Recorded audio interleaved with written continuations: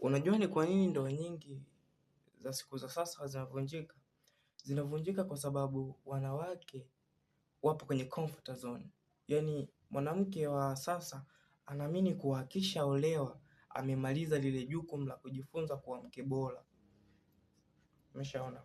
Na hiyo ndo inampelekea huyo mwanaume anaangalia kitu kingine kutoka kwa mtu mwingine, kwa sababu alipokuwa kabla hajakuoa ulikuwa upo nje ya comfort zone. Yani ulikuwa unataka kuwa mke na ukawa unafuata ile miondoko ya kuwa mwanamke wa mtu, lakini ulipoolewa ile comfort zone ikakufanya ukajiamini, ukalizika, ukaamini kuwa mimi tayari nimeshaolewa, mimi tayari nina mume, mimi tayari na hicho ndo kitu ambacho kinafanya ndoa nyingi za Kitanzania za sasa hivi zinavunjika, kwa sababu mwanamke anakuwa amelizika.